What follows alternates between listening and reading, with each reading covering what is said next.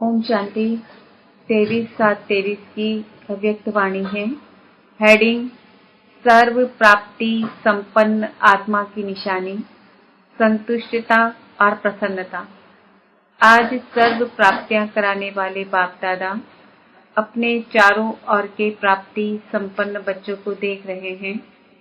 सर्व प्राप्तियों के दाता संपन्न और संपूर्ण बाप के बच्चे हैं, तो हर एक बच्चे को बाप ने सर्व प्राप्तियों का वर्षा दिया है। ऐसे नहीं किसको 10 दिया हो, किसको 20 दिया हो, सभी बच्चों को सर्व प्राप्तियों का अधिकार दिया है। सभी बच्चे फूल वर्षे के अधिकारी हैं।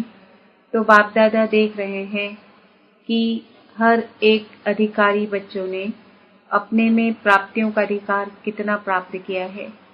बाप ने सर्व दिया है। बाप को सर्वशक्तिमान व संपन्न सागर कहते हैं, लेकिन बच्चों ने उन प्राप्तियों को कहाँ तक अपना बनाया है। बाप को सर्वशक्तिमान व संपन्न सागर कहते हैं, लेकिन बच्चों ने उन प्राप्तियों को कहाँ तक अपना बनाया है। बाप का दिया हुआ वर्षा जब अपना बना लेते हैं, तो जितना अपना बनाते हैं उतना नशा और खुशी रहती है। मेरा खजाना है। दिया बाप ने, लेकिन अपने में धारण कर अपना बना लिया तो क्या देखा। सभी बच्चों को सर्व प्राप्तियों का अधिकार दिया है। सभी बच्चे फूल वर्षे के अधिकारी हैं। तो बाप दादा देख रहे हैं कि हर एक अधिकारी बच्चों ने बाप को सर्वशक्तिमान व संपन्न सागर कहते हैं, लेकिन बच्चों ने उन प्राप्तियों को कहाँ तक अपना बनाया है। बाप का दिया हुआ वर्षा जब अपना बना लेते हैं, तो जितना अपना बनाते हैं उतना नशा और खुशी रहती है। मेरा खजाना है। दिया बाप ने, लेकिन अपने में धारण कर अपना बना लिया तो क्या देखा कि अपना बनाने में नंबर पार हो गए हैं। बाप ने नंबर नहीं बनाए हैं, लेकिन अपने अपने धारणा की यथाशक्ति ने नंबर पार बना दिया है। संपूर्ण अधिकार व सर्व प्राप्तियों से संपन्न आत्मा जो सदा अमृत वेले से रात तक प्राप्तियों के नशे व अनुभव में रहती है, उनकी निशानी क्या होगी। प्राप्तियों की निशानी है संतुष्टता। वो सदा संतुष्ट में निबंध दूसरों को भी संतुष्टता की झलक का वाइब्रेशन फैलाते रहते हैं। उनका चेहरा सदा प्रसन्न चित्त दिखाई देगा। प्रसन्न चित्त अर्थात सर्व प्रश्न चित्त से न्यारा। कोई प्रश्न नहीं होगा, प्रसन्न होगा। क्यों, क्या, कैसे, यह सब समाप्त। तो ऐसे प्रसन्न चित्त बने हो कि अभी भी कभी कभी कोई प्रश्न उठता है कि ये क्या है, ये क्यों है, ये कैसे होगा, कब होगा। ये प्रश्न चाहे मन में चाहे दूसरों से उठता है। प्रश्न चित्त हो या प्रसन्न चित्त हो, या कभी प्रश्न चित्त कभी प्रसन्न चित्त, क्या है। वैसे गायन है, अप्राप्त नहीं कोई वस्तु ब्राह्मणों के खजाने में। ये किसका, किन ब्राह्मणों का गायन है। आपका है या दूसरे आने वाले हैं। आप ही हो। तो जब कोई अप्राप्ति होती है ना, अप्राप्ति असंतुष्टता का कारण है। अपना अनुभव देखो। कभी भी मन असंतुष्ट होता है तो कारण क्या होता है। कोई न कोई अप्राप्ति का अनुभव करते हो, तब असंतुष्टता होती है। गायन तो है अप्राप्त नहीं कोई वस्तु।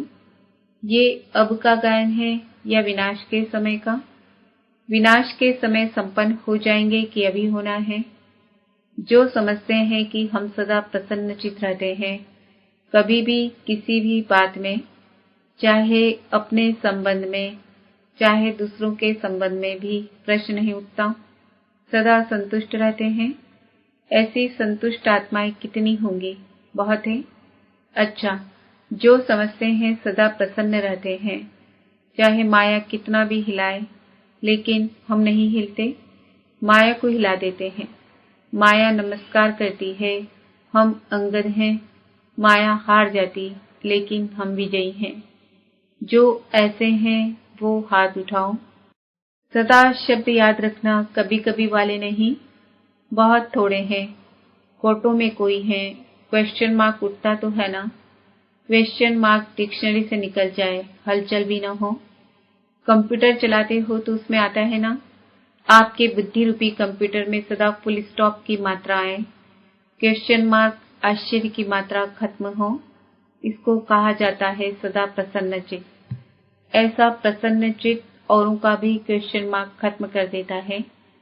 नहीं तो स्वयं में अगर क्वेश्चन मार्क है तो कोई भी बात सुनेंगे, देखेंगे, कहेंगे हाँ ये तो होना नहीं चाहिए, लेकिन होता है, मैं भी समझती हूँ होना नहीं चाहिए, मिक्स हो जाएंगे, उसके प्रश्न को और अंडरलाइन कर देंगे।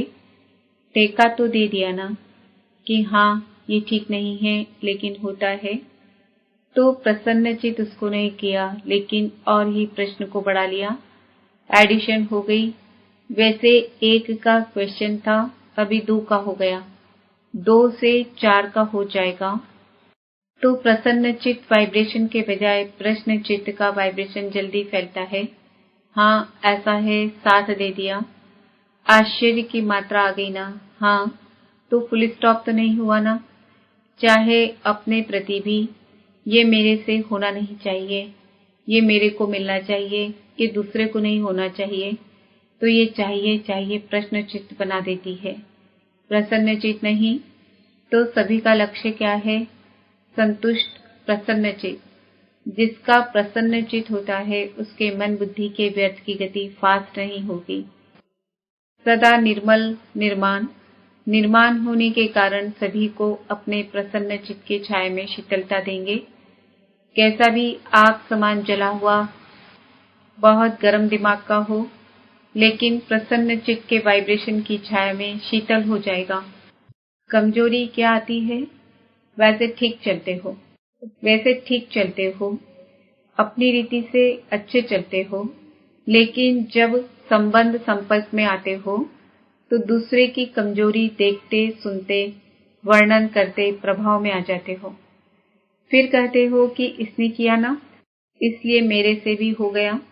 इसने कहा तभी मैंने कहा, उसने 50 बारी कहा, मैंने 1 बारी कहा। फिर बाप के आगे भी बहुत मीठी मीठी बातें रखते हैं। कहते हैं बाबा आप समझो ना, इतना सहन कहाँ तक करेंगे।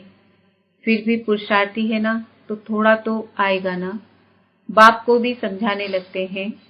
यहाँ जो निमित्त है उन्हों को बहुत कथाएं सुनाते हैं। ऐसा था ना, ऐसा था ना, ऐसा था ना, ऐसे ऐसे की कमाल जपते हैं। बाप दादा सदा ही इशारा देते हैं कि ऐसी बातें 2 अक्षर में वर्णन करो, लंबा वर्णन नहीं करो, क्योंकि ये व्यर्थ बातें बहुत चटपटी होती है, मजेदार लगती है। जैसे खाने में भी खट्टी मीठी चीज हो तो अच्छी लगेगी ना, और फीकी सादी हो तो कहेंगे ये तो खाते ही रहते हैं। तो व्यर्थ बातें, व्यर्थ चिंतन सुनना, बोलना और करना, इसमें चलते चलते इंटरेस्ट बढ़ जाता है। फिर सोचते हैं मैं तो नहीं चाहती थी, लेकिन उसने सुनाया ना, तो मैंने कहा कि अच्छा उसका सुन ले, दिल खाली कर दे। उसकी तो दिल खाली हुई और आपने दिल भर ली। वो थोड़ा थोड़ा दिल में भरते भरते फिर संस्कार बन जाता है, और जब संस्कार बन जाता है तो महसूस ही नहीं होता कि ये रॉन्ग है। ये व्यर्थ संस्कार बुद्धि के निर्णय को खत्म कर देता है। इसलिए सबसे सहज सदा संतुष्ट रहने की विधि है। सदा अपने सामने कोई न कोई विशेष प्राप्ति को रखो, क्योंकि प्राप्ति भूलती नहीं है। अब उस दिन में ये व्यर्थ संस्कार बुद्धि के निर्णय को खत्म कर देती है। इसलिए सबसे सहज सदा संतुष्ट रहने की विधि है। सदा अपने सामने कोई न कोई विशेष प्राप्ति को रखो, क्योंकि प्राप्ति भूलती नहीं है। ज्ञान की पॉइंट्स भूल सकती है, लेकिन कोई भी प्राप्ति भूलती नहीं है। बाप से क्या क्या मिला, कितना मिला है, वैरायटी पसंद आती है ना। एक जैसा पसंद नहीं होता। तो आप अपनी प्राप्तियों को देखो, ज्ञान के खजाने की प्राप्ति कितनी है, योग से शक्तियों की प्राप्ति कितनी है, दिव्य गुणों की प्राप्तियां कितनी हैं, प्रैक्टिकल नशे में खुशी में रहने की प्राप्तियां कितनी हैं। बहुत लिस्ट है ना। पहले भी सुनाया था कि कभी कोई गुण की प्राप्ति को सामने रखते हुए संतुष्ट रहो, क्योंकि एक गुण भी अपनाया तो जैसे विकारों का आपस में बहुत गहरा संबंध है। अगर बाहर के रूप में इमर्ज रीति से क्रोध है, लेकिन आंतरिक चेक करो तो क्रोध के साथ लोभ अहंकार होता ही है। ये सब आपस में साथी है। कोई इमर्ज रूप में होते हैं, कोई मर्ज रूप में होते हैं। तो गुण भी जो है उन्हों का भी आपस में संबंध है। इमर्ज एक गुण को रखो, लेकिन दूसरे गुण भी उनके साथ ही मर्ज रूप में होते हैं। तो रोज कोई न कोई प्राप्ति स्वरूप का अनुभव अवश्य करो। अगर प्राप्ति इमर्ज रूप में होगी तो प्राप्ति के आगे अप्राप्ति खत्म हो जाएगी और सदा संतुष्ट रहेंगे। वैसे भी देखो, दुनिया में भी मुख्य प्राप्ति सभी क्या चाहते हैं? हर एक चाहता है कि मैं अपना नाम अच्छा हो। हर एक चाहता है कि अपना नाम अच्छा हो, दूसरा मान और तीसरा शान। नाम, मान, शान ये प्राप्त करना चाहते हैं। आप भी क्या चाहते हो? आप भी तो यही चाहते हो ना, हद का नहीं बेहद का। तो दुनिया वाले तो हद के नाम के पिछाड़ी दौड़ते हैं, और आपका नाम विश्व में जितना ऊंचा है उतना और किसका है? तो आप अपने नाम को देखो। सबसे नाम की विशेषता यह है कि आपका नाम कौन जपता है? स्वयं भगवान आपका नाम जपता है। तो इससे बड़ा नाम क्या होगा? आपके नाम से भी अभी लास्ट जन्म में भी अनेक आत्माएं अपना शरीर निर्वाह चला रही है। आप ब्राह्मण हो ना, तो ब्राह्मणों के नाम से आज भी नामधारी ब्राह्मण कितना कमा रहे हैं। अभी तक नामधारी ब्राह्मण भी कितना ऊंचे गाए जाते हैं। तो आपके नाम की कितनी महिमा है। इतना श्रेष्ठ नाम आपका हो गया, इसलिए हद के नाम के पीछे नहीं जाओ। मेरा नाम तो कभी किसी में लेते ही नहीं है। मेरा नाम सदा पीछे ही रहता है। सेवा मैं करती हूँ, नाम दूसरे का हो जाता है। तो हद के नाम के पीछे नहीं जाओ। बाप के दिल में आपका नाम सदा ही श्रेष्ठ है। जब बाप के दिल में नाम हो गया तो कोई सेवा में या कोई प्रोग्राम में या कोई भी बातों में आपका नाम नहीं भी आया तो क्या हर्जा? बाप के पास तो है ना। जैसे भक्ति मार्ग में हनुमान का चित्र दिखाते हैं ना, तो उसके दिल में क्या था? राम था। और बाप के दिल में क्या है? बच्चे। तो बच्चों में आप हो या नहीं हो? तो सभी का नाम है। देखा है? पक्का? कभी मिस हो गया हो तो आप सभी का नाम है। तो और नाम के पीछे क्यों पड़ते हो? क्योंकि मेजॉरिटी यही नाम मान शान गिराता भी है, और यही नाम मान शान नशा भी चढ़ाता है। तो प्राप्ति के रूप में देखो, अगर मानो कोई कारण से आपका नाम गुप्त है और आप समझते हो कि मेरा नाम होना चाहिए, यथार्थ है, फिर भी अगर किसी आत्मा से हिसाब किताब के कारण या उसके संस्कार के कारण आपका नाम नहीं होता है, आप राइट हो वो रॉन्ग है, फिर भी उसका नाम होता है, आपका नहीं, तो विजय माला में आपका नाम निश्चित है। इसलिए इसकी भी परवाह नहीं करो। इस रूप में माया ज्यादा आती है, इसलिए अभी गलती से नाम मिस हो भी गया, कोई हर्जा नहीं, लेकिन विजय माला में आपका नाम मिस नहीं हो सकता। पहले आपका नाम होगा तो अपने नाम की महिमा याद रखो कि मेरा नाम बाप के दिल पर है, विजय माला में है, अंत तक मेरा नाम सेवा कर रहा है। और आपका मान कितना है? भगवान ने भी आपको अपने से आगे रखा है। पहले बच्चे, तो स्वयं बाप ने मान दे दिया। कितना आपका मान है उसका प्रूफ देखो। आपके जड़ चित्रों का भी लास्ट जन्म तक कितना मान है, चाहे जाने नहीं जाने, लेकिन कोई भी देवी देवता का चित्र होगा तो कितने मान से उसको देखते हैं। सबसे श्रेष्ठ मान अब तक आपके चित्रों का भी है। ये प्रूफ है। जब आपके चित्र ही इतने माननीय पूजनीय हैं, तो जिसका मान रखा जाता है उसको पूजनीय माना जाता है। हमेशा कहते हैं ना, यह हमारे पूजनीय है, पूज्य है। तो प्रैक्टिकल प्रूफ है कि आपके चित्रों का भी मान है। तो चैतन्य में है तब भी चित्रों का मान है। अगर चैतन्य में मान नहीं होता तो चित्रों को कैसे मिलता। बाप तो सदा कहते हैं पहले बच्चे डबल पूजे जाते हैं, बाप सिंगल। तो आपका मान बाप से ज्यादा हुआ ना। इतना श्रेष्ठ मान मिल गया। तो जब भी कोई हद के मान की बात आए तो सोचना कि आत्माओं का मान क्या करेगा। जब परमात्मा का मान मिल गया, ऐसे नहीं सोचो कि हम इतना कुछ करते हैं फिर भी मान नहीं देते, पूछते ही नहीं हैं। ये सोचना व्यर्थ है, क्योंकि जितना आप हद के मान के पीछे दौड़ लगाएंगे ना, तो ये हद की कोई भी चीज परछाई के समान है। परछाई के पीछे पड़ने से कभी परछाई मिलती है कि और आगे बढ़ती जाती है। तो ये हद का मान, हद का नाम, ये परछाई है। ये माया की धूप में दिखाई देती है, लेकिन है कुछ भी नहीं। तो नाम भी आपको मिल गया, मान भी आपको मिला हुआ है, और शान कितना है।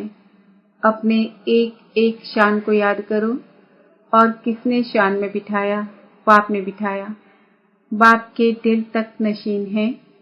सबसे बड़े से बड़ी शान राज्य पद है ना। तो आपको तख्त ताज मिल गया है ना, जो परमात्मा के तख्त नशीन है। इससे बड़ी शान क्या है? कभी कभी निर्णय करने में एक छोटी सी गलती कर देते हो। जो रियल शान है, रूहानी शान है, वो कभी भी अभिमान की फीलिंग नहीं देगा। तो कभी कभी क्या करते हो, होता अभिमान है, लेकिन समझते हो ये शान तो अपना रखना चाहिए, इतना शान तो रखना चाहिए ना। शान में रहना अच्छा होता है, लेकिन शान है या अभिमान है, उसको अच्छी तरह से चेक करो।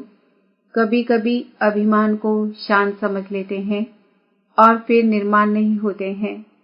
आप अपने शान को रियल समझते हो, लेकिन दूसरे समझते हैं कि ये अभिमान है।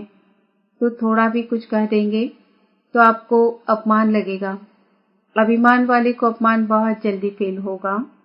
थोड़ा भी किसने हंसी में भी कुछ कह दिया तो अपमान लगेगा। ये अभिमान की निशानी है। सोचेंगे नहीं, मैं तो ऐसा हूं नहीं, ऐसे थोड़े ही कहना चाहिए। तो निर्णय ठीक करो। उस समय निर्णय में कमी कर लेते हो। यथार्थ के बजाय मिक्स होता है और आप उसको यथार्थ समझ लेते हो। तो कहने में आता है कि ये हैं बहुत अच्छे, लेकिन बोलचाल, उठना बैठना जो है ना, वो अभिमान का लगता है। ये कभी किसी ने कहा तो अपमान की फीलिंग आ जाएगी। तो स्वमान और अभिमान के अंतर को भी चेक करो। स्वमान कितना बड़ा है, शान कितनी बड़ी है। उस बेहद के नाम, मान और शान को सदा इमर्ज रखो। मर्ज नहीं, इमर्ज करो। जैसे याद में कभी कभी अलबेलापन आ जाता है तो कहते हैं हम हैं ही बाप के, याद क्या करें। लेकिन इमर्ज संकल्प से प्राप्ति का अनुभव होता है। ऐसे ही हर धारणा में अलर्ट रहो। अलबेले नहीं बनो, क्योंकि समय समीप आ रहा है। और समय समीप क्या सूचना दे रहा है? समान बनो, संपन्न बनो। तो समय की चैलेंज को देखो और सर्व प्राप्तियों से संपन्न बनो। अच्छा, चारों ओर के सदा सर्व प्राप्ति स्वरूप आत्माएं, सदा संतुष्ट, सदा प्रसन्नचित रहने वाली श्रेष्ठ आत्माएं, सदा स्वयं को श्रेष्ठ नाम मान शान के अधिकारी अनुभव करने वाली समीप आत्माएं, सदा सर्व को संतुष्टता के वाइब्रेशन की लाइट माइट देने वाले प्रसन्नचित्त आत्माओं को बाप दादा का याद प्यार और नमस्ते। हम बच्चों को भी बाप दादा का याद प्यार गुड मॉर्निंग नमस्ते ओम शांति। वरदान, हर सेकेंड स्वयं को भरपूर अनुभव कर सदा सेफ रहने वाले स्मृति सुसमर्थ स्वरूप भव। बाप दादा द्वारा संगम युग पर जो भी खजाने मिले हैं उनसे स्वयं को सदा भरपूर रखो। जितना भरपूर उतना हलचल नहीं। भरपूर चीज में दूसरी कोई चीज आ नहीं सकती। ऐसे नहीं कह सकते कि सहन शक्ति व शांति की शक्ति नहीं है। थोड़ा क्रोध या आवेश आ जाता है। कोई दुश्मन जबरदस्ती तब आता है जब अलबेलापन है या डबल लॉक नहीं है। याद और सेवा का डबल लॉक लगा दो। स्मृति स्वरूप रहो तो समर्थ बल सदा ही सेफ रहेंगे। स्लोगन, विश्व का नव निर्माण करने के लिए अपनी स्थिति निर्माण चित बनाओ। आज का समान है, मैं आत्मा समर्थ